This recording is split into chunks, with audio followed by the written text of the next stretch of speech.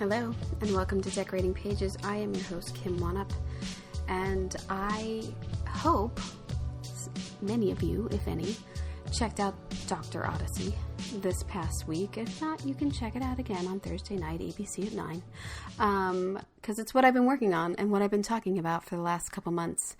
And I can finally show some pictures, and I think I put out plenty on Instagram and TikTok, but I'm going to slow roll them out. I'm going to do it by character. We're going to get more going. Some little detail shots I think people might be interested in. So, it's been very exciting to finally see everything on the screen. They had a wonderful premiere party for this about 2 weeks ago at the Bel Air Beach Club. Yay. And just a beautiful setup. I posted some pictures. They had this huge screen and they gave everybody popcorn and candy and everything was labeled. And just a very nice night to celebrate the show. What I can't believe is how much marketing they have put into the show. I don't think I've ever been on a show that had so much marketing, to be quite honest. I mean, they've had like Dr. Odyssey days at the Grove where they upgrade your shopping. They give out all these shopping bags. There's a video that I reposted, I think on TikTok, that I didn't even know about till yesterday, where they were just giving away like, oh, are you waiting for an Uber? Here, we'll upgrade you to a Rolls Royce as the Dr. Odyssey experience. Like stuff like that. Like what about us? What about the peeps who made it? But I'm just loving that they're doing all that. It's exciting to get people back into prime time and network television. Like, I applaud them for putting so much money into it. And I don't know. I'm very proud of the work. I will have an episode with production designer Jamie Walker-McCall and art director Ryan Garten, both who have been on here before. And I think we're a fun little group. So that's going to be a good episode. I'm not going to lie. And we'll get some details and talk about our process and maybe give away some secrets. I don't know. We'll see how we're feeling. We'll see how many drinks we have. I don't know. It's going to be a party. It's going to be a good episode. That's all I can promise. Speaking of TV, if you're not watching Dr. Odyssey, I hope you're watching The Penguin on HBO Max. It's hands down, it's the new Shogun. It's the new The Last of Us. It's the new, it has raised the bar out there. I'm telling you. It's fantastic. Colin Farrell is fantastic. The sets are fantastic. Production designer Kalina Ivanov, who has been on here. Set decorator Rich Devine. And set decorator Rich Murray, who has been on here for Only Murders in the Building. I'm going to talk to them. I'm not sure about Rich Devine. Divine, sorry. I haven't talked to him yet, but the other two, after the show's kind of over, because I don't have a preview of that, and I want to see as many episodes as I can before I speak to them. So that's going to be good. That's going to be a good one. I can't wait. It's only 8 episodes, which is a bummer, because it's so good. I already know it's so good that I'm going to want more. So that's a bummer.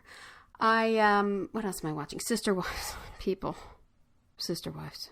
I can't. And then, oddly enough, I turned on Fargo the other night from 1996, the original Fargo.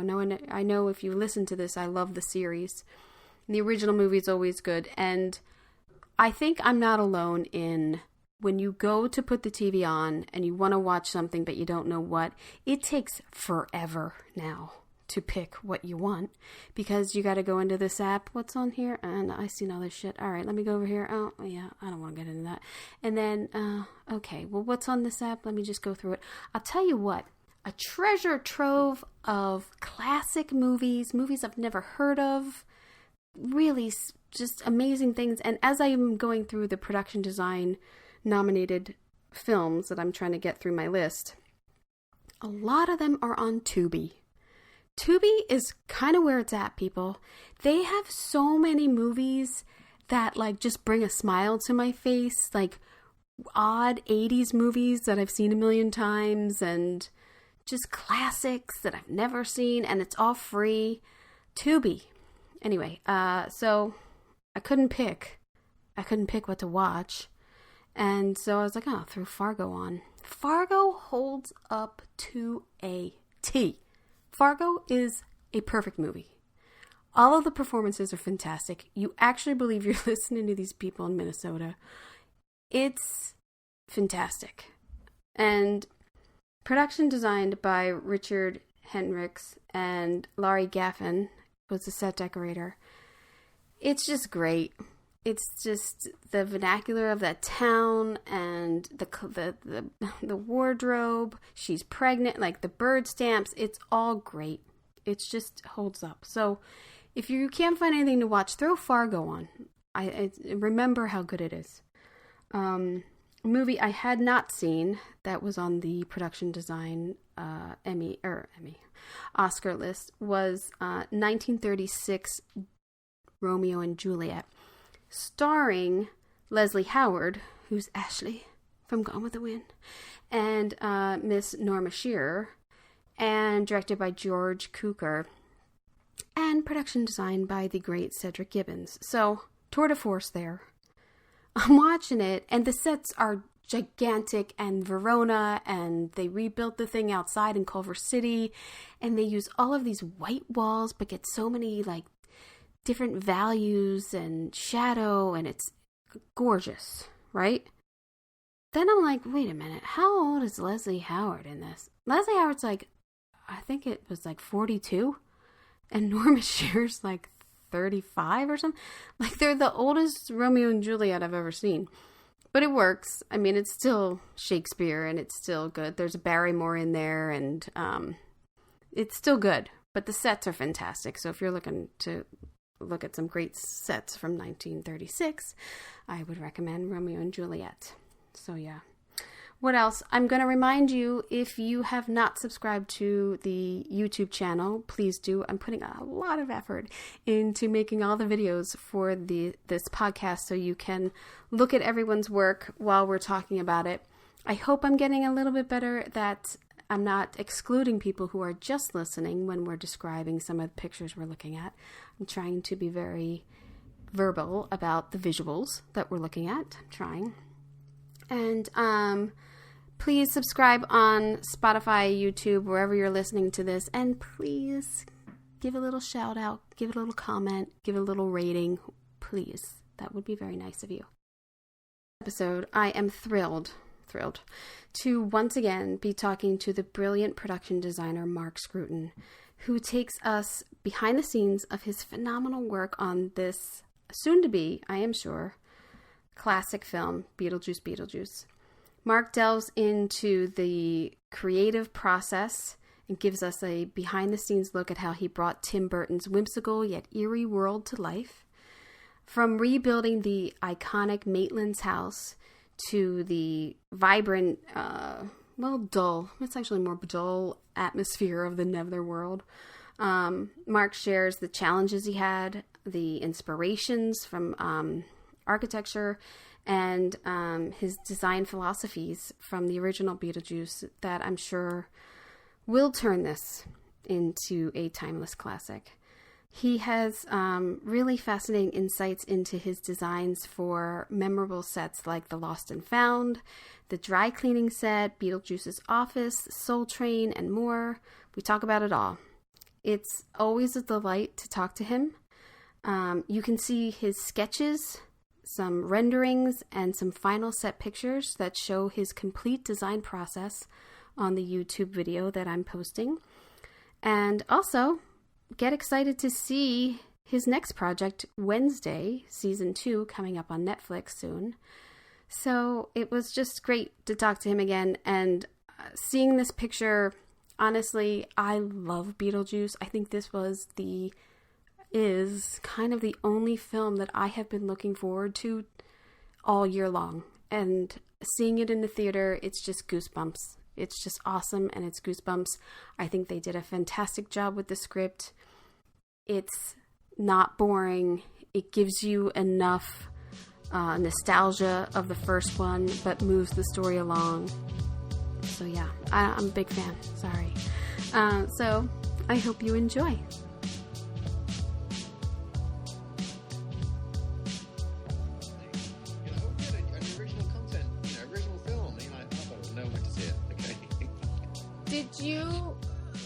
let me start with this. You were on Wednesday, awesome, and then were you like, "Ooh, I'm hearing about Beetlejuice. I hope we go right into that." Well, pretty much. No, Yeah. it was. You get a sniff of these things, and everything. People keep their cards close to their chest, but I did get a whisper that was bubbling around, and it's like anything. You don't want to tempt fate, and you don't want to. Yeah. I'm being very British about this whole thing. You sit patiently and wait for to be Yeah. asked politely, Yeah. which took a while. We finished Wednesday, and that went off and did its thing, and you're sort of sitting there thinking, well, you don't know how these things are going to pan out. You don't know Yeah. whether you're going to get asked back. You hope you did well. You hope you did a good job, and everyone was very happy. But people are strange and will go off in different directions. Yeah. But the phone did ring, Yeah. and my heart rate, my heart was sort of, because I've been hoping it would come, and then suddenly the phone went, and it was like, hey, we're doing this thing. And I was like, really? Are you? Oh, that's great. Yeah. Yeah. Yeah. Then you have to act cool. Then you have to No, act like, totally, yeah, "Oh, yeah. really? Oh, Like, oh, cool. that Yeah, sounds I great. Yeah. think I can fit that in." Yeah. So I got off the phone and did a little punch in the air, and Yeah. Oh my God, but then you realize, oh, now I've actually got to do this. Now I've got to take on this 30-plus-year-old franchise that everyone loves. Not even a franchise, just a icon. sort of a iconic movie that became sort of you know cult, but never really had it just was what it was, and it had set time had passed, and it become this legendary sort of movie, and then suddenly you realize you've got to try and make a follow-up to it, and it not suck, Yeah. um Well, which is uh, terrifying. plus, as we all do, probably. It's not like they said, "Hey, Mark, can you read this script? Let me know what you think if you want to do it." Like, it's more like, "Hey, we're doing this. Are you in?" And it's like, I haven't. I don't read a script. I don't have my deal. I don't know. Sure, I'm in. Like, I and mean, on this occasion it was kind of like, of course. of course, of course. These things like this do not come along very often, and it was Tim, and I had a really great time working with him on Wednesday, and we seemed to understand each other, which was great. So of course I was going to do it, and when I got the script, I read the script was great. The So script is really good. And that's then you I think sit that's down and that's the most pressure though, isn't it? Like, oh my God, what if it's not good? And I want to oh, design all this, but it was really good. Like it was good, it yeah, and it is. was exciting, and it was a real joy to sort of get to the end of it and go, wow, now I've got to do this, and now I've got to do this justice, and Tim justice, and the original movie justice. Right. And I mean, I've said this before about Wednesdays. Well, you just have to put all those thoughts to one side and try not to completely melt down about it, because that's not going to achieve anything. Right. But you could easily just sort of completely, um, seize up about the notion of trying to take that movie and project it forward. But Were there certain things that Tim was definite about? Like, I want this to be the same.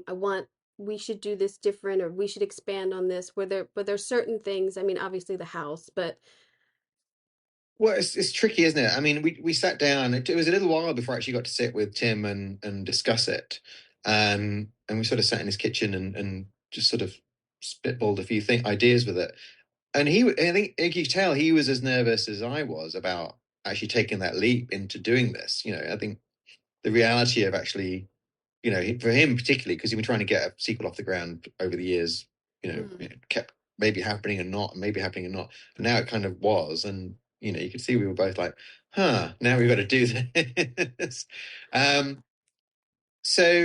but I mean, I think we're both very clear that we wanted it to feel the same. I certainly didn't want to reinvent it.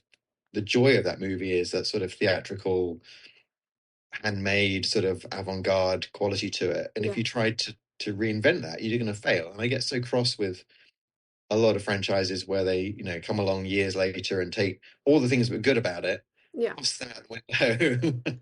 And it's like, no, no, no, no. And the whole point of Beetlejuice was, it was just, you weren't sure what you're watching. Were you watching a film? Were you watching theatre? Were you watching some sort of art installation? You never really knew what it was. And I think that was the key to why it was so great, because it was different.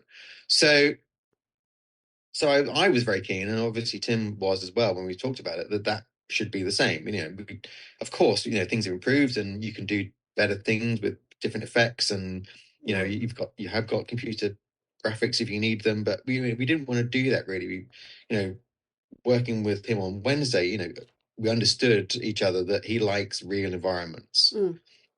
And it's as much for him. I think he enjoys being in those spaces. He doesn't enjoy working in blue Yeah. screen stages or digital bits or just on a bit of set. That's going to be he's done that. He's tried that. He didn't enjoy it particularly.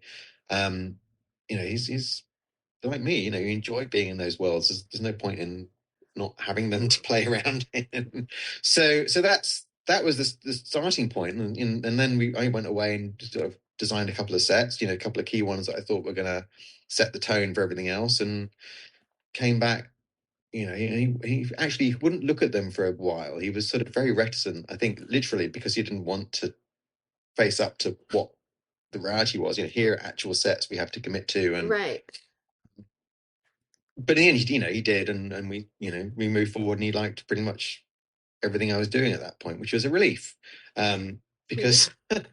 because I was more than a little nervous, and then more time went on, and he was like, because he was in America, I think, doing the press junkets for Wednesday, Mm.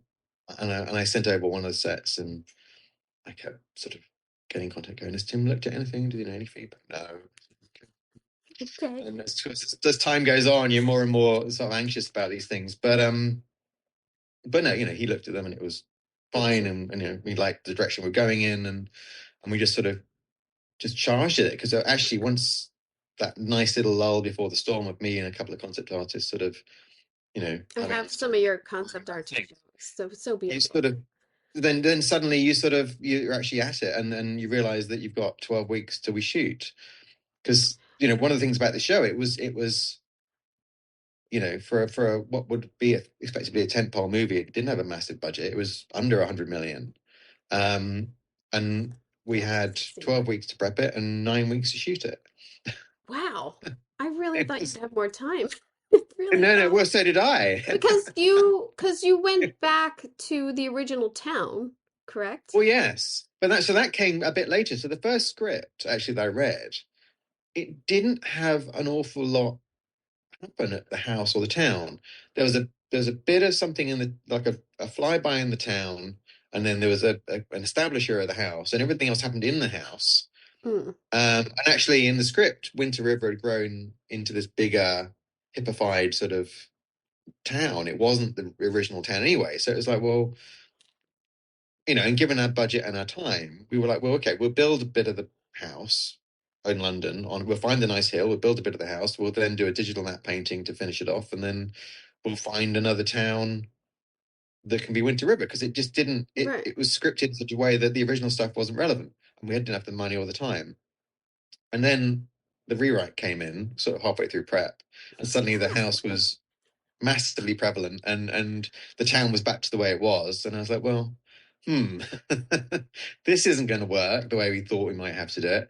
And Tim was the same. It was like, well, no, of course, the house is now the thing, and it always was the thing, and I don't know why we weren't going to do that in the first place. So let's go back and do it all properly, which is sort of what it should have been. It just, Right. economics and time initially wasn't going to allow it, but now suddenly it was a bigger part and everything else. So I sort of immediately jumped on a plane, sort of having a minor panic attack that we had no time left. And went out to Vermont, of course, in the middle of winter, because we were prepping through sort of December, January. So I got there and everything was 2 foot deep in snow, and Oh. and very wintry, but incredible, because nothing had changed. Town was exactly the same, which was quite bizarre. Well, that helps. That I mean, I helps had a sort lot. of inkling, because there are sort of few fan videos on YouTube where people had gone back, but still, it was like the last one had been like 2007 or something, and I was like, well, it's kind of got to be there anyway. So it was there. The hill was still there. The town was still there. Let me It was let me share because I have some of your. I think this will work. there. We go. There's So your whole that was house. so. I mean, once we decided we were going to go back and build it, then Joe Kearney was a construction manager who actually lived locally, but he was handled lots of huge movies in LA and all sorts of the place, but he happened to live in Vermont. Oh wow. So he took on took on the house, which was great because he was it was no he knew exactly what he was doing and just plowed straight into it. There was no messing around. Once we committed to it, we committed to it 100% because we had no time. We just had to get on with it. So but here once we my bigger question is, no one developed this, and this isn't like come see the Beetlejuice land. Like there's no, it's just no, still. it was really weird. All the faint like the girls' school, the bridge, the hardware store. They had little sort of vacuum packed little stickers of a picture of it pinned on the wall that had obviously been there for like 20 years. Oh my But God. there was nothing. The town was so sleepy. When I stood in the middle of the road doing surveys of some of the shop fronts, and nothing came past, not a car, nothing. But most of the people that were there had been there when they shot the first film. Oh, that's fun. And they were bringing out their photo albums of, this is That's me and Tim, fun. and this is really, and they were, they were pleased as punch. I think if we came back. I mean, I hope they were still pleased when we left, but they were certainly, I think quietly amazed that we were going to come back and do the same thing 38 years later or whatever. Right. But it was great, and the hill, you could still see. I mean, I maintained it. A few people said rubbish, but I still think you could see an impression where the house had been on the hill. Really? I bet. Yeah, I mean, it was a pretty. I mean, I said, well, the corner looked like it was here, and I think that's pretty much where it was. I mean, obviously, a lot of foliage had grown up, so we had to, what you're seeing on that picture with the grass, that was after our greens team had spent ages getting it back to some sort Oh of, wow. you know, vaguely approximating what had been there before because it was quite overgrown when we turned up. Oh wow. But and the tree wasn't there, so we had to find a tree that matched the tree. So you could just see the tree behind that scissor lift there that we Yeah. had to bring in to replicate the one that was there. But it was a job, and it was through the middle of sort of January, February, so the weather sucked, and the team were really up against it. But Oh my as God. always with us, they managed to get it done. I mean, you got it. It's, and then you draped it. I mean, And then we draped it because life wasn't complicated enough. I mean, it was a great gag. it You know, is. the It sort of Christo wrap on it. It really, because I'd struggled with the house, particularly. The afterlife and everything else.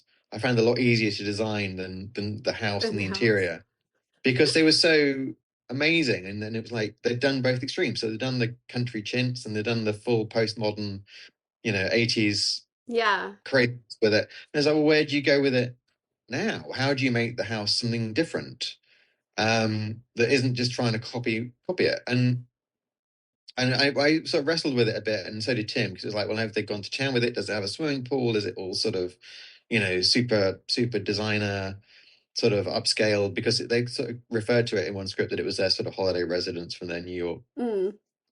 and we played around with it. But in the end, it was like, well, at the end of the first film, you see them putting it back to the sort of the country Yeah. original, He like the won. postmodern stuff is sort of being taken down, and they're putting back up the wallpaper.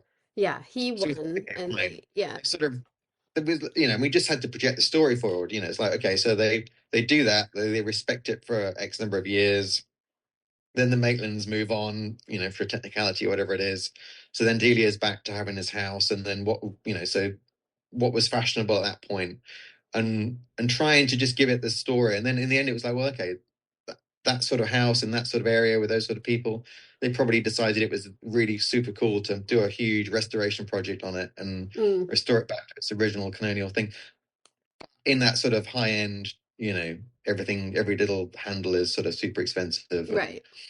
everything's pinch up. So we decided it was the original house in the original shape, the iconic sort of thing with nothing tricksy about it. But the veil just gave it that last little chef's kiss of craziness to give it another edge to it. So Delia. So like perfectly like Yeah, extreme but subtle. Like yeah, no, and it's great because the house is there. But of course, the trick was then finding the fabric. I know that's all I thought about was, oh my gosh, like the yardage and then the seams, like Many tests on fabric because it had to be transparent enough to see it, but you had to get that it was a black veil, but then it hadn't got a strobe, but then it had to have a nice right. thing to it. And you had to be able to get enough of the blimmin' stuff. Yeah. So in the end, actually, I mean, we tried loads of really, really expensive stuff. In the end, it was actually just sort of straightforward bobby net. Um, Oh wow. which you can get, but of course nowhere had it in that quantity. So we got it from London, we got it from LA, we got it from Boston, all these different suppliers trying to get it together, and then it was built like a giant. It was like a giant dress, basically. It was all pattern cut and stitched together, and Well, yeah, because you can even see like it's taken in places just so that curves with the house, like the and the yeah, roof. Like there's a lot of work goes into that. I yeah. know. It was like 2 weeks, I think. Once we got the actual piece, and sort of draped it, it was in like 2 weeks with our drape seam and cherry pickers and staple guns and pins and me on the ground saying, pinch it in there and take it in there. And it was all, in the end, it was all done to eye on set, because that's the way it always is, isn't it? And Well, and yeah. making sure it hung right and bellowed in the wind right and all that sort of stuff. Well, too, I'm sure in the elements, that's a whole nother thing. Like the wind or if it rained on it and it. Was a windy end. Well, actually enough, you can see in that picture, not that I wish to point out problems with it, but it did stick to the flipping tower in that picture, which Oh, jumped yeah. out to me just below the round window. Yeah. It was rained, not that it rained quite heavily up before that, so it was all damp. So I had to get up and try and tease it back into its Oh my nice God. hole. So 'Cause you, the day before we shot it was like the worst storm in Vermont for like 20 oh years. my God. We were just doing a little pre-recce and it started to rain. And we said, oh, well, let's go back to hotels and cover everything up and we'll see you in the morning. And like half the team didn't make it back to the hotels because the storm had washed out roads. And Oh my it God. was like the National Guard were out. It was bonkers. And we were basically told to stay in the hotel until they gave us notice to come out. And like the next morning, the sun was out and it was blue sky, and it was Beetlejuice. it was quite yeah, apocalyptic at one point, And then blue skies. And then you're ready to but then shoot. Shoot it. we shot it absolutely on time. And exactly, Tim had said he wanted the blue skies and the fluffy clouds. It had to be that. And the day before we were like, oh dear, this is not going to be exactly what he had in mind. That East Coast weather, though, it's like, oh my gosh, there's a storm coming. You see it coming, you feel it, and then it's like, oh, look, rainbow and blue skies, and like Yeah. nothing ever happened. Your decorator, David Morrison, and then you had Lori Mazer. Yes, Yes. Laurie handled America and Yeah, David handled London. that's awesome. And they were both great. I mean, Laurie was fantastic in getting this all done, because it was a funny job, because it was a bit here and a bit there, and trying to pull these different elements together in this little town, so nothing was there really. We had to bring it all in from all over the place. That's crazy. And then of course we got shut down, Yeah, which but was you had like one day left, right? we Because did. that's when I We interviewed you. I know we compressed the schedule to get out of Corinth, and that was like a Thursday, and we said, right, we've got to get we all kind of naively thought that'd be convenient and call the strike on like a Friday night, so it would start Monday morning. No, No, of course. no. So everyone was sort of tearing across the countryside to get to Melrose, which is outside of Boston, where the treehouse was. And of course, on the way, we heard the strike had been called, so no one ever turned up. And I just quietly, with the prop men, put tarpaulins over everything and walked away sadly. And then it was like, it must have been 6 months later, we actually finally got to do it. So of course we had to get everybody back Yeah. and try and remember what the hell we were doing, and for 1.5 days worth of shoot. It's ugh, that is But crazy.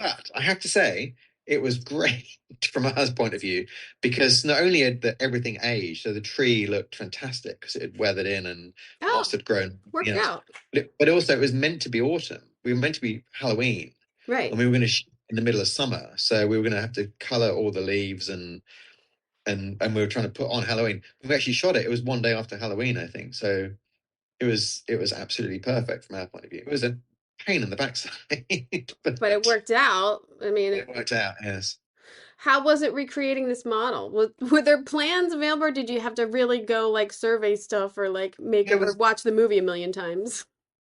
but there was bits. There were bits of drawings. They had some stuff in the archive, Mm, which we weren't allowed to touch or take out. We had to photograph it, but they were super fragile and very faded. But they gave us a steer. yeah. I think one thing, the key thing actually, which helped us, was we figured out that the model was a pretty accurate copy of East Corinth.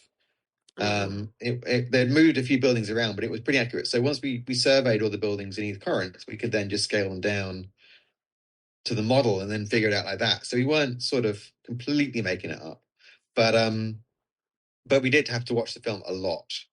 And we had an art director in set deck called Ian Bunting, and that was his job. And he was obsessive to the point of madness about. He would regularly come up with another picture that he'd found on the internet or another screen grab that he'd got. It's like, I found this bit. We haven't got this. And I was like, okay, yeah, no, get ahead. You go away and do that. That's brilliant. But it took forever, and it took because it had to be handmade. You couldn't yeah, really get around the fact that you were going to be seeing it like the images there, super close up. yeah, And if it was 3D printed or whatever, it would just look like it. It didn't really work like that. So it was all the model makers built it, absolutely by hand with balsa wood and plastic card and and bits from model railways because it is to a scale of a model railway. So we could use bits and pieces, but most of it was handmade. Even the trees were handmade, but it took him about 12 weeks to finish it off. wow, wow. But it was That's great. I mean, again, it's the sort of thing this film's about. It's about it's models and yeah, that, and the cast and Tim and everybody were just thrilled with it. They were everyone with big smiles on their face when they came in to see it the first time. So oh, I'm sure. I mean, that must have been so exciting to have Michael and Winona come back onto these sets. I mean, and Catherine, like everyone to come back onto these sets. Were they just blown away? Were they just in awe? yeah, I mean, it was from my point of view, it was kind of terrifying because all they had to do was walk on and go, "Well, this isn't right," They and will remember crackers. you'd be horrified. But I think we'd gone to such lengths to make sure it was as accurate as we could. Yeah. Um, and we really slaved over it. Like the net curtains in the background, we Yeah, the had custom net. curtains. I mean, Yeah, that everything was agonized over. So we really hoped they'd walk on and feel like they were back where they started it. And as far as I know, they all did. Winona was blown away by it, and Tim was thrilled by it. So yes, I think we did our job okay on those sets, particularly because they were the ones that I was concerned about the most. Because not only we were going to have the original cast on it and Tim, but of course there's so many fans out there that are going to yeah. freak brain this movie and tear us to bits if it wasn't right. So, Well, that's to me like I wish they were in like the dad's office more or like, I yeah, almost wish there was more story in the house of things we had seen or like maybe sitting at the dinner table like things that reminisce, but I also know it it's never going to be the same. It's never going to yeah. be I mean, so the dad's office. I mean, that was one of the ones I was sort of not sad about because you never sad about it, but we'd agonized over that set particularly, and it was a full 360 set, and it did look exactly the same. We'd yeah, found the right furniture, we'd really gone to town it, and actually there was like tiny little scene in it in the end, and it was too short.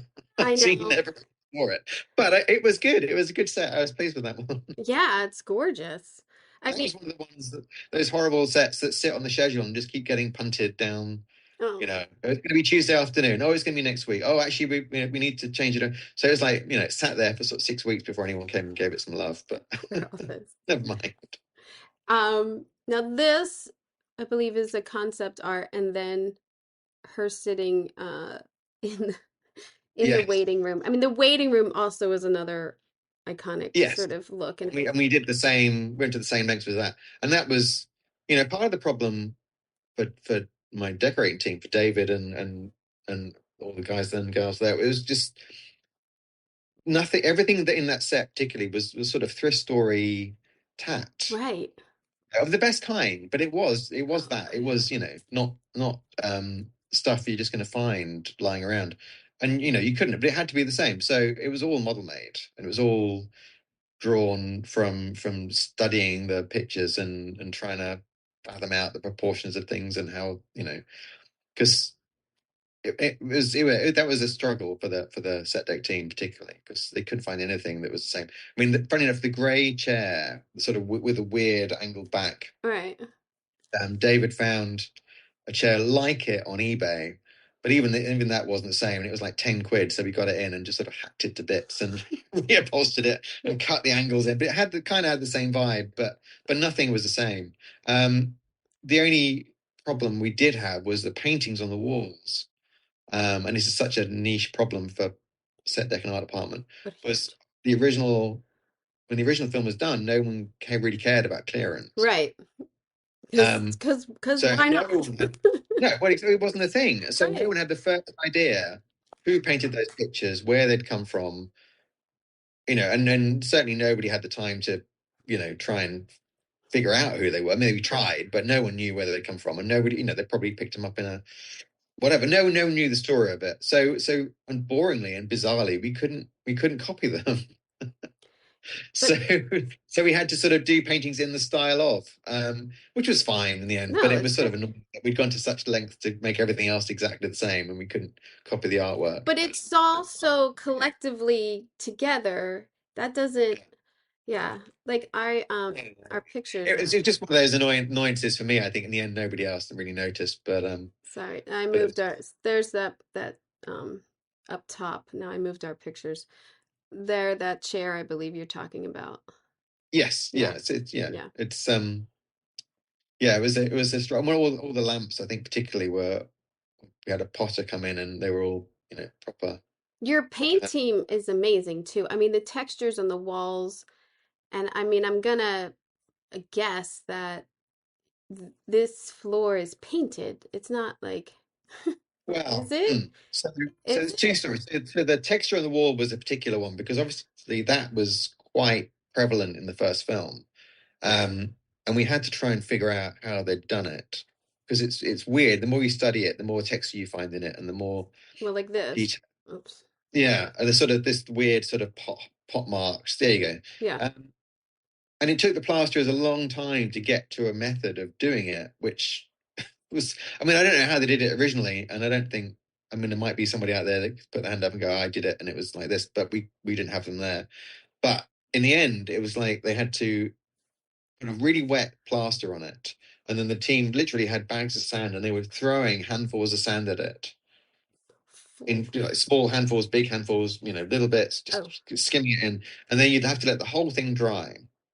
Then they came through with compressed air and blew all the sand out of all the pot marks oh, wow. to leave this sort of texture, and then they had to go back in again and sort of finish it so that had a sort of consistency to it, and then it was like a three paint process because he then went in with the dark color, like a dark graphite, and then hit it with this sort of metallic silver, dry brushed it with metallic silver over the top, and then the whole thing was lacquered with a tint. So Mm, depending on the set, some of the tints were warmer, some of them were cooler, just to give it a little bit of an edge on the silvers, and then it's gorgeous. depending on how you light it. But it was tricky to figure it out. And then all the floors, they were all actually custom designed in the computer and printed. Oh, like this It kind. was all, it was all yeah, so it was all Yeah. vinyl that was designed because again, you can't really the more you study, the more you figure out that a lot of those floors go contrary to the perspective. Right.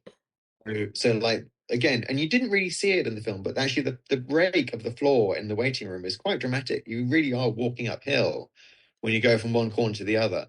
But the pattern on the floor sort of goes the other way. So you get this really weird reverse perspective, which you drive yourself mad trying to actually mark it out. Yeah. I Um, was like, oh man. And then if you mess so we, up so we, one, it's so like, we- yeah.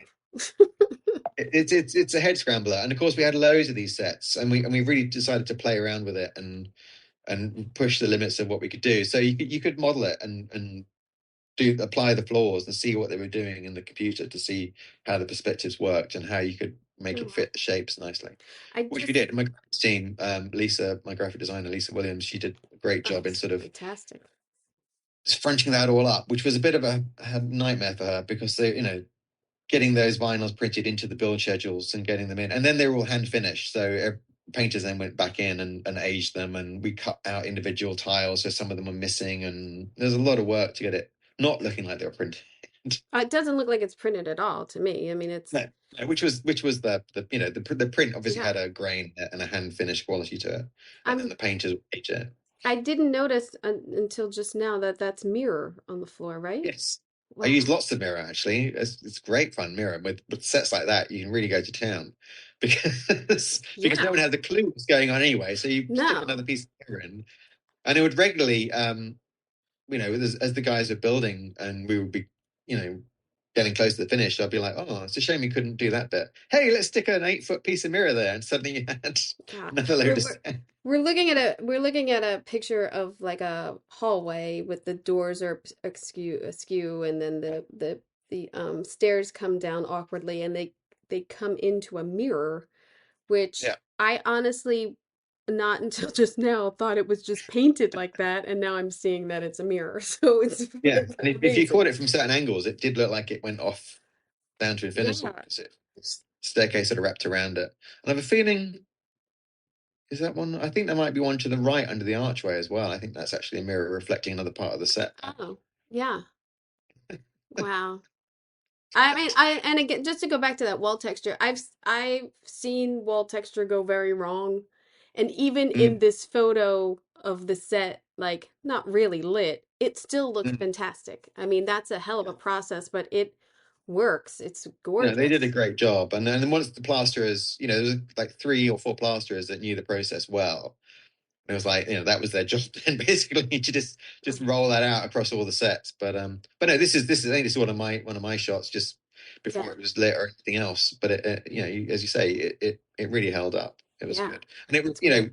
Harris, the DOP, did a great job of lighting all that because Yeah, the silvers were kind of deliberately there to reflect all the colored light and all that world of things. So you could really change the mood of it all quite quickly. that's beautiful. I love I said in the beginning though, I got access to some of your photos and your sketches, and then I just geeked out for the last 2 days with them and like looked at all of it. So here we're looking at one of your sketches, and That then was my very first notebook sort of doodle I love it. thing. I love it. I love it. Mhm. And then a digital rendering, and Yeah, so then that the was actual set. yeah. So that the digital rendering was done by a gentleman called Thomas Ducrest who works in Paris actually, and he and I worked really well because I would model up bits and draw little sketches, and then he would stick it all together, and we'd had a really good sort of thing going in terms of his understanding of what I was trying to get to, and so that worked really well. But you can see that the sets that we doodled in our notebooks really kind of Yeah. stayed true in the end. Yeah, those Um, lights. I mean, it's like the whole, even just the tones, the flooring, like it all of the clutter of this storage room, which was a fantastic scene of Danny DeVito. I was so I know, like which was amazed. a complete surprise to me. To Yes. be Danny Oh, it was so good. so But good. but I think what's interesting about this particular one is you can see, with the digital image, that was the sort of the that would have if we had done this and did in the digital world of Right. filmmaking, that would have been what you got. And actually, the set is much more contained, in many ways. Like the vibe is right, the feel is right, everything's there, but it's not a digital Right. world. It's not internet, and even you can see all the little lights receding into the distance when they're just Yeah. some of them are pan lids and flower pots.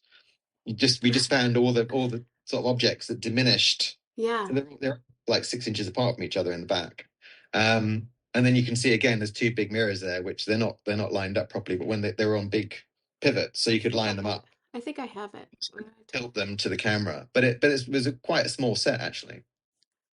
I mean, In the to go from it's an amazing process that I mean all designers go through of like the concept to what is it really to someone drawing it to having it lit correctly and that whole discussion and then seeing it on screen and filming it is like it's awesome. It's such an amazing thing and you only it's like oh that took years. Like no, it took like it took 12 weeks. We had 12 Yeah, weeks and we 12 shot weeks it. beginning to end. And then we tore it Um, down. Like, it was yeah, but I think that again, I think that was part of the joy of it. yeah. Stress aside and pressure aside of working to that sort of schedule, you did things a certain way.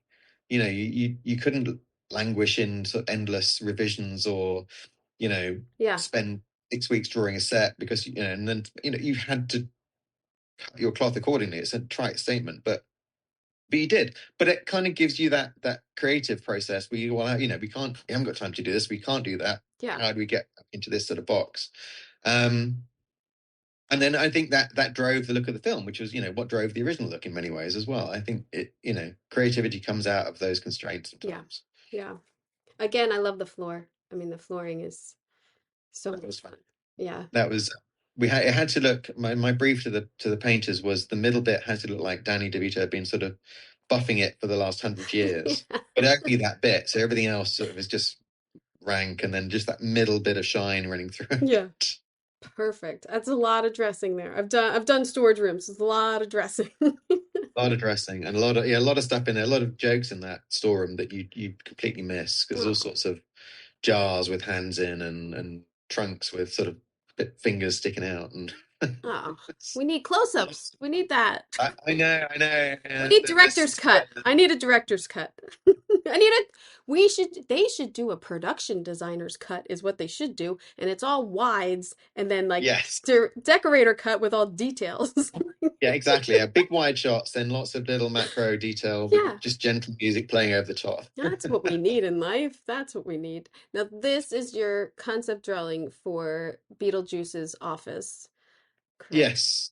And Which again I'd never really changed my original little doodle to this. It was sort of do I have that? like I Gary do. and Ross Yeah, I meets. do have that. Yeah.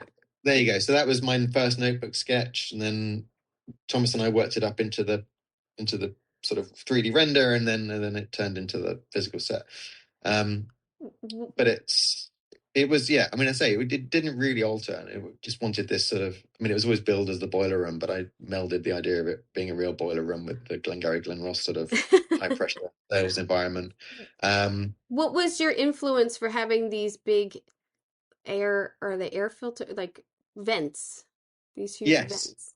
I don't. It's funny, isn't it? Sometimes when you read things, your brain just goes down those avenues. And I've always had a thing for vents and ducts, and I wanted it to have this heavy, oppressive sort of. One of the things I pulled out of watching the original movie over and over again was actually there's a lot of sort of cave pieces that sort of loom into the background of shots, Hmm. certainly in those big sort of wide paintings. So I wanted to bring that in as part of that world of the sort of oppressive cave elements in it. So actually that ceiling is, I mean, you can't see it really in that image, but it's quite big, heavy textured rock that's actually resting just on one piece of the walls, and the rest of it is all sort of cockling as if it's like a pan lid.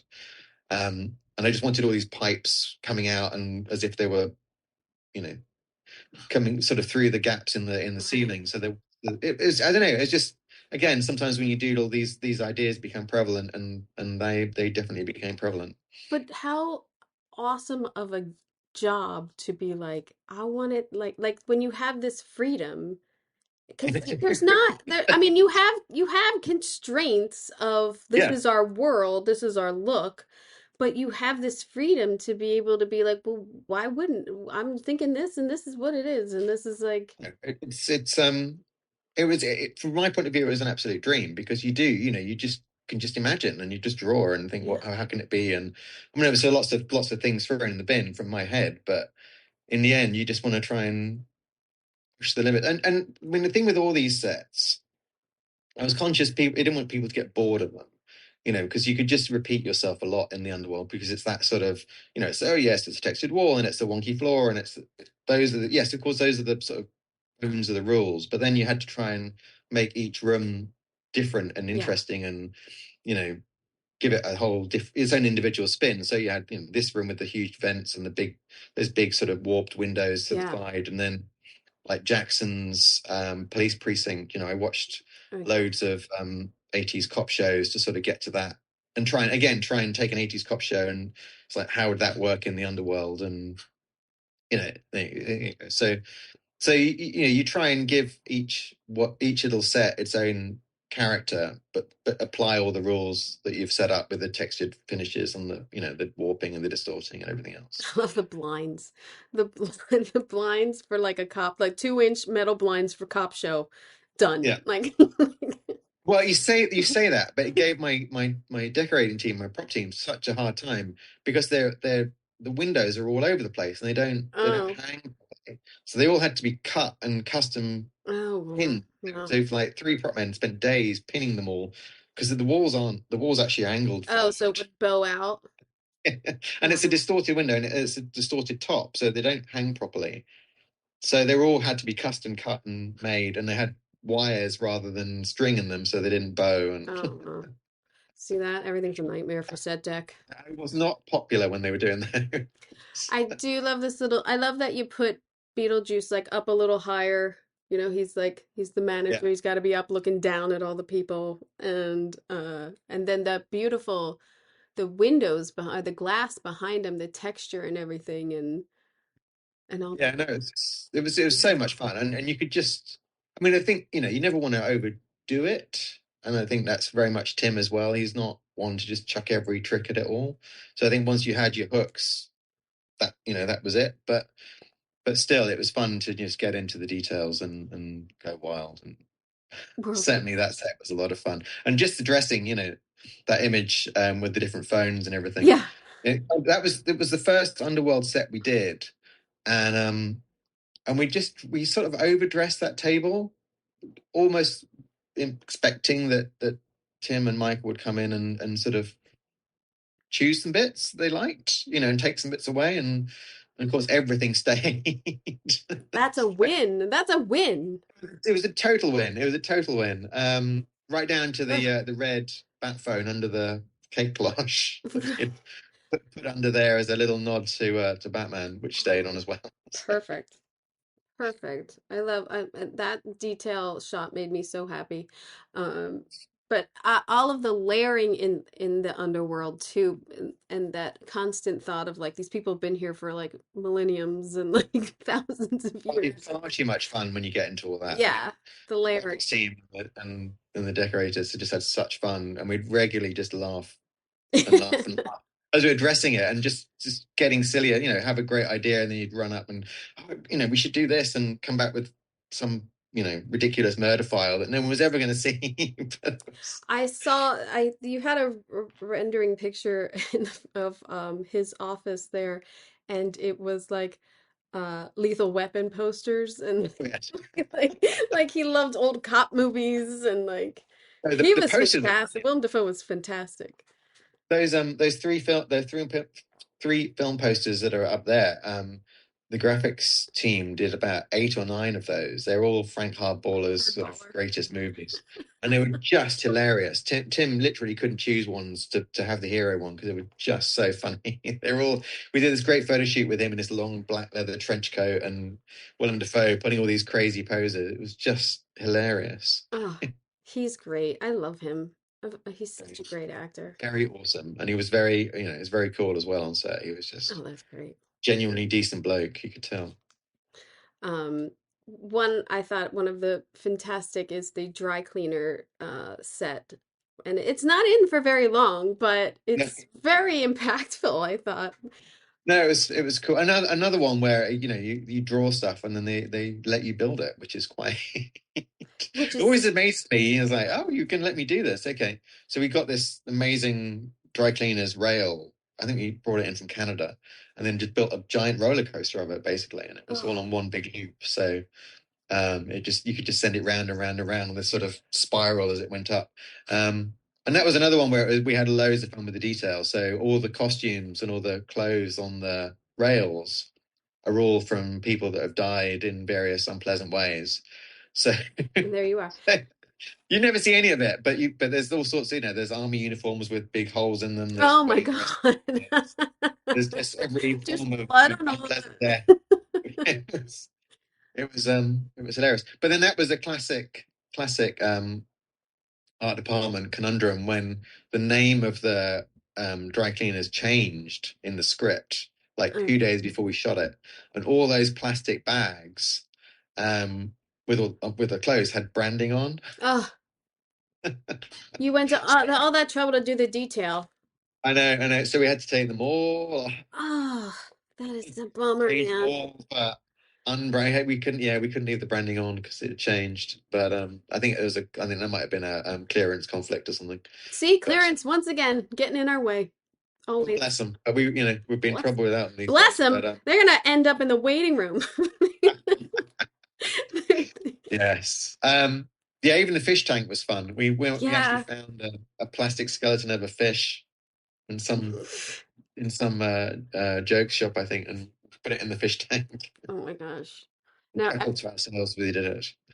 I love too the light coming through all the bags is fantastic, and I Yeah, I just mean that was the gag. yeah. That was the specific. All those bags were cut far too long, so you got that sort of sweep to them, so they would pick up all the light.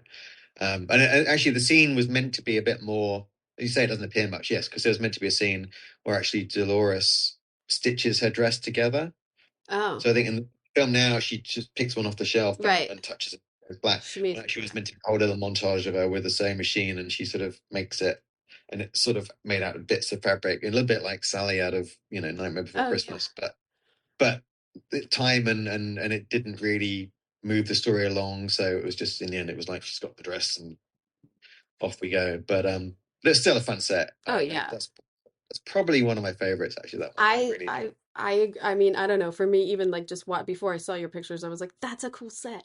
Like, oh, dry cleaners in the afterworld. Like, like. what is this? Like, it's Poor great. David, my decorator, in the foreground of the shot there with the Placing a fire fire. hydrant on the But exterior of I the was dry born cleaner. very late in the day.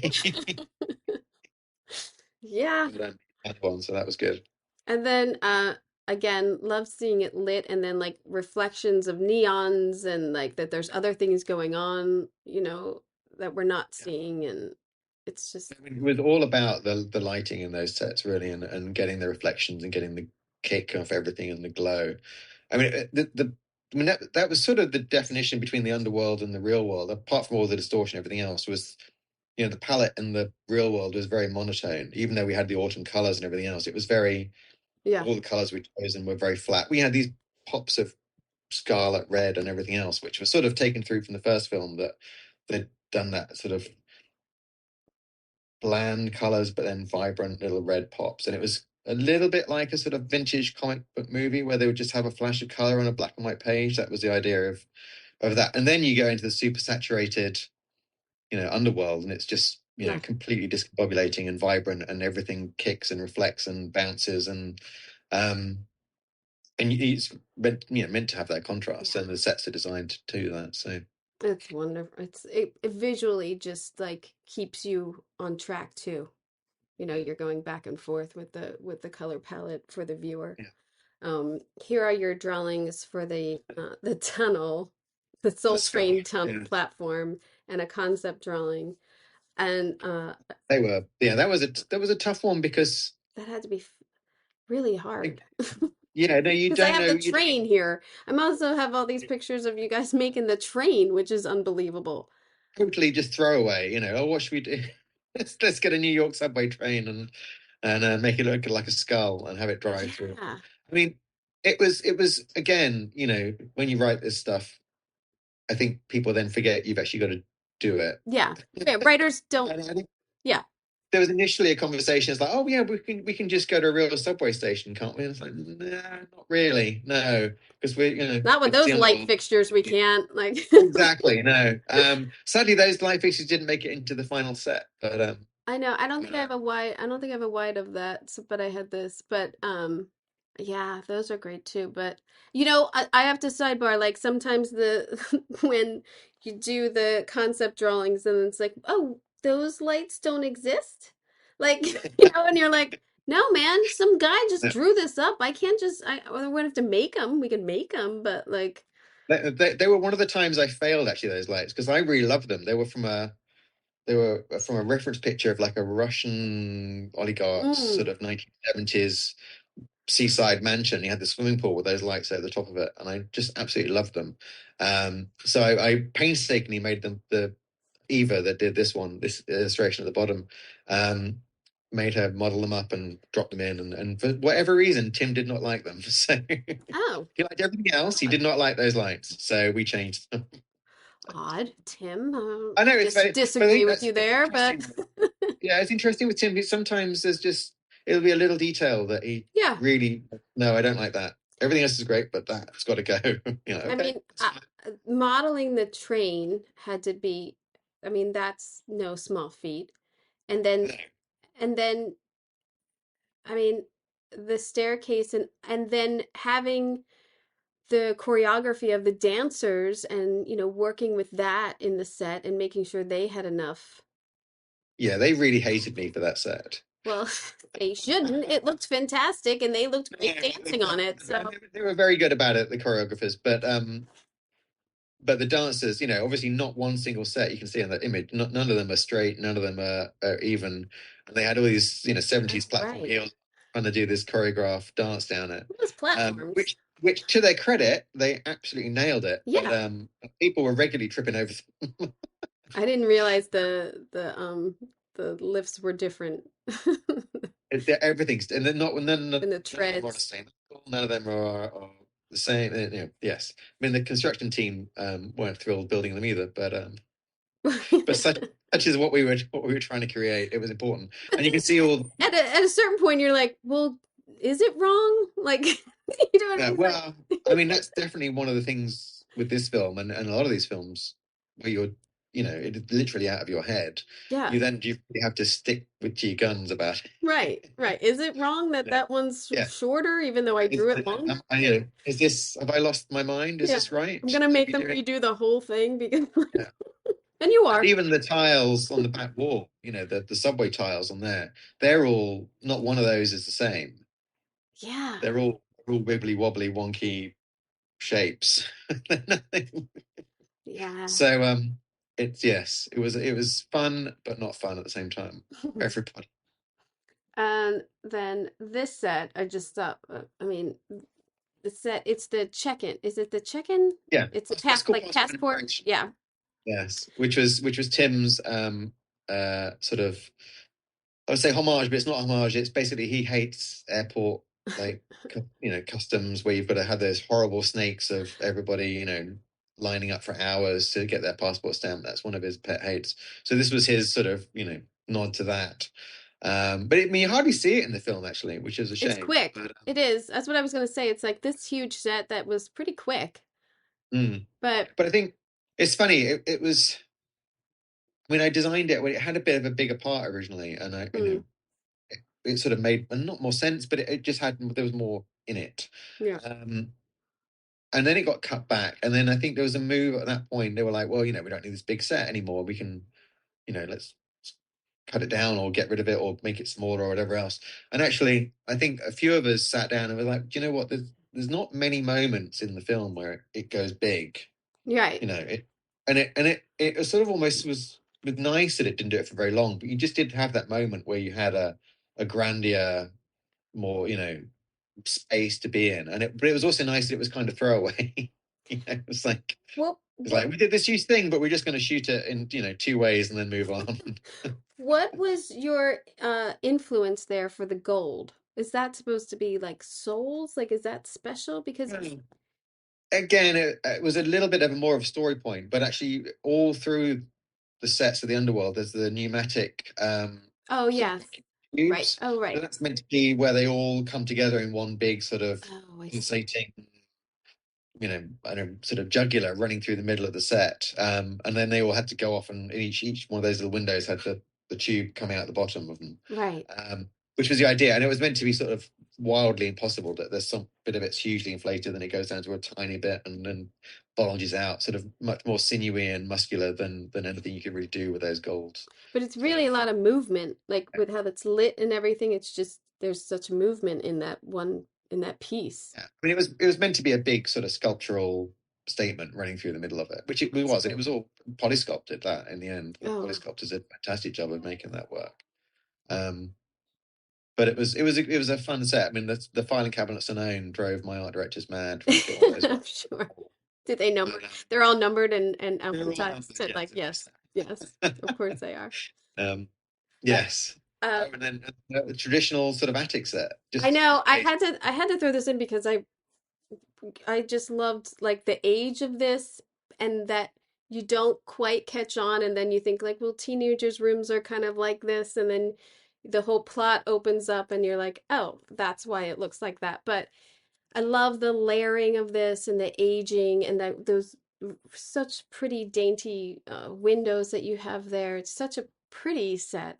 And it was a nice one. It was, again, you're never quite sure, with something like that, it's like, oh great, another attic. I've done a few of those in my time, and how do you make it different, and how do you give it the weight it actually needed because it was important. Because you have Wednesday in the attic too, right? She's Exactly. Wednesday yeah, in the attic. Obviously, the model's in the attic. right. Oh, You know, right. like, oh, how do you take another Right. attic and give it a sense of itself? We can't just because it's important. You need, and it was the gag was important. The 90s Yeah. thing. So, and luckily, David, my decorator, is a vinyl sort of fanatic. So he really got into all the vinyl. So all the vinyl you see in that picture is all specific and Are they 90s. cleared? The ones that you can see are cleared. The ones that you can't see aren't cleared, but we know they're Such right. a joke. It's one of my biggest pet peeves of like, yeah, they want a record player. I'm like, do you know how much that's going to cost us Yeah. in clearing? Oh, no, there were some specific titles that we spent the money on. Yeah.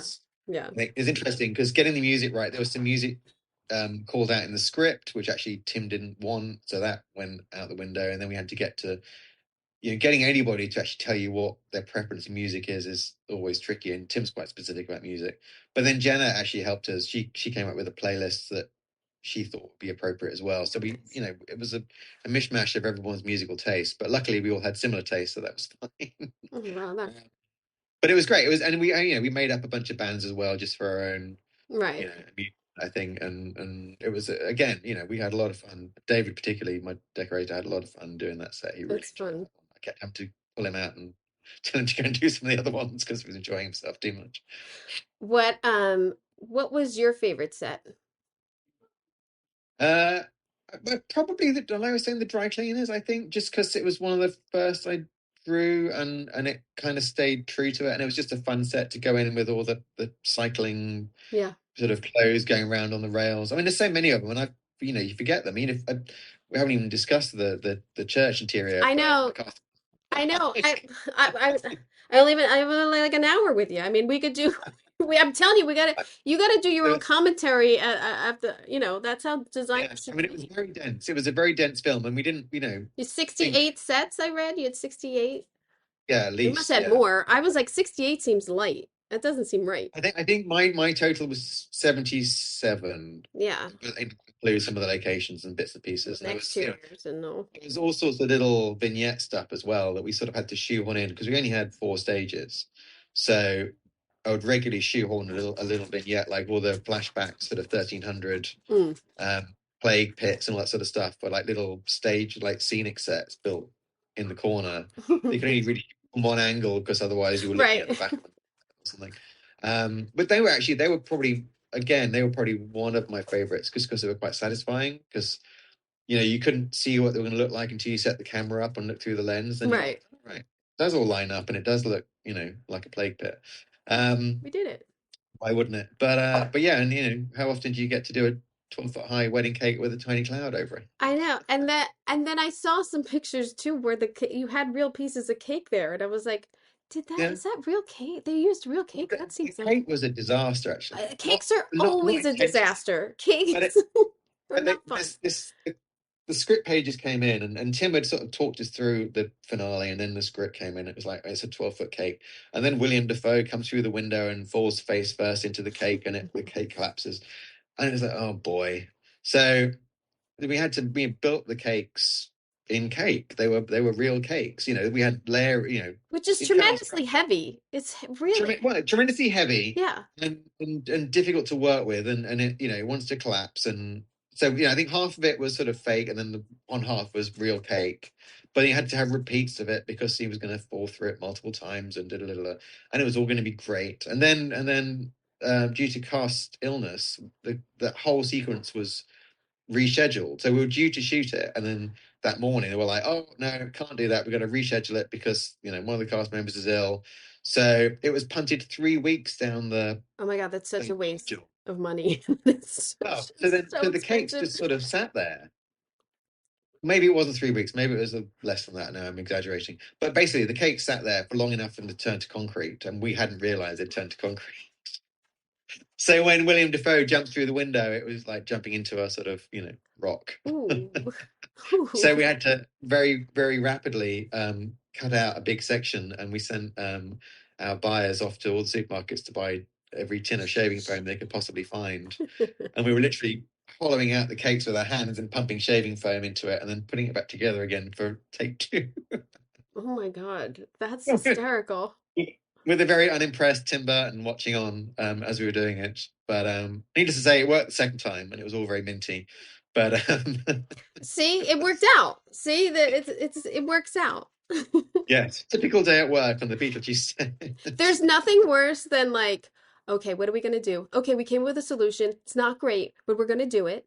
And then people start looking at you like you're crazy, and you're like, Yeah, listen, I got no options here, and you want to shoot, so here's what it's gonna be, okay? yeah. Like, You everyone want a gets a little 12 pie short. cake?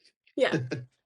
Everyone gets a little short and a little Yeah, like, okay, this is going to yeah, be great. And I could just imagine. And I've, seen like directors looking at it like, what's going on over here? yeah, exactly. What are they doing? Don't worry about it. Yes.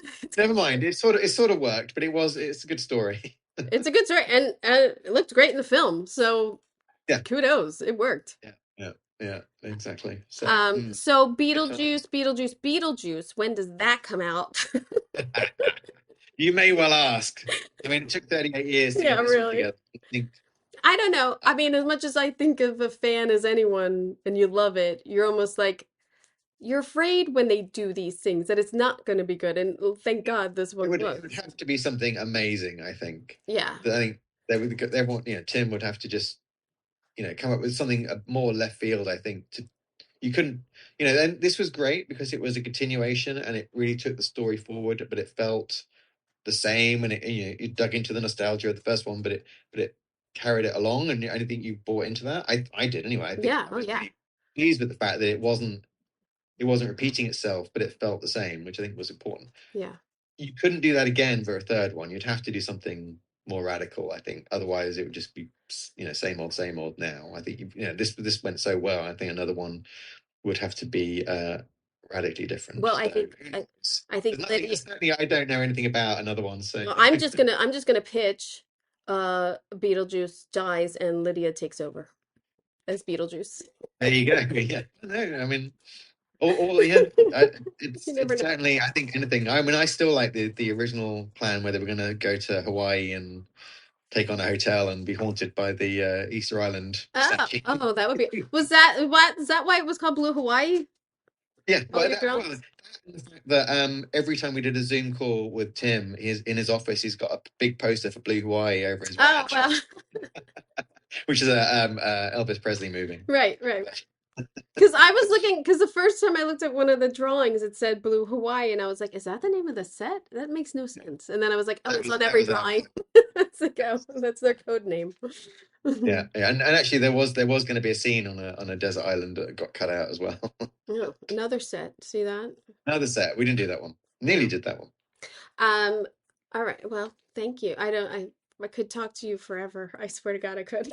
But I'm gonna let you get back to your Saturday, and thank you so But yes, much. you're starting on that, so thank you. I know I got my kids' soccer and all good things, and so, but yeah, but thank you for doing Saturdays because everyone's been so nice lately because I've been working. I'm like, I can only do it on Saturdays, but if hopefully we're all working, and that's when we can do it. So yes.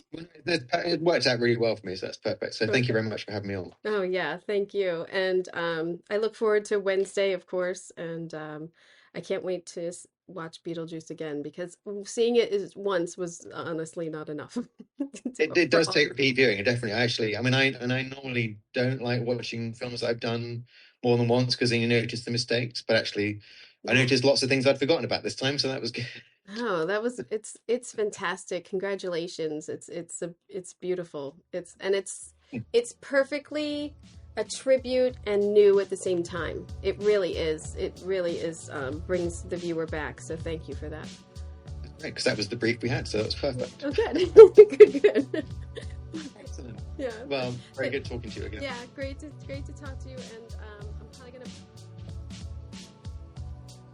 What'd you think? I mean, it's great, right? I mean, it's all great information of the design process of a production designer.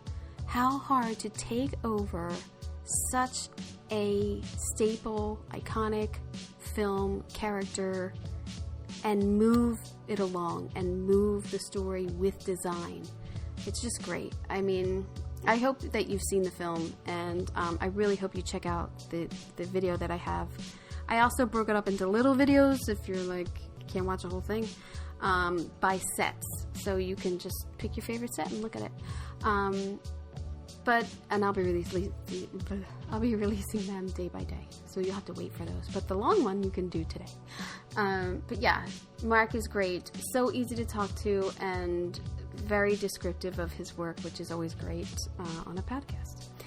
So thank you so much, Mark. And hey, maybe I can grab you again for Wednesday. That would be great. I don't care. I could have talked to him for another hour. Like, I seriously had so many questions, but I can't, kill these people with questions. They're gonna, I'm already dorking out so much. I don't want to scare people off. So, there's that.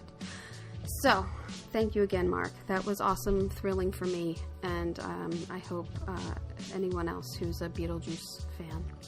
So, coming up, I have, like I said, the Dr. Odyssey production design team of production designer Jamie Walker McCall, art director Ryan Garten, and myself will talk about the new show Dr. Odyssey that premiered last week, and ABC Thursdays at 9. I don't know. I'm promoting the design. I really just want you to, you can mute it and just look at our sets. I don't care. Also coming up, I have been working on this episode about all of the books that I have been reading that really will help anyone who's interested in film school or the old Hollywood way, like the studio system. I've read a lot of books in the past, year and a half. And so I thought I would share them in a complete episode, because I know I talk about them here and there in the beginning, but complete episode I thought would be nice. Also, I still have those 2 production design film studies. Sorry, I have not been able to get them out. Life. Got kids soccer. You know what I mean? So, yeah. But, yeah, exciting things coming up for this fall, too. We have a lot of interviews coming up. So, I don't know how I'm going to do it, but you're going to benefit for it. So, I hope you got an earful. I am Kim Wanup for Decorating Pages.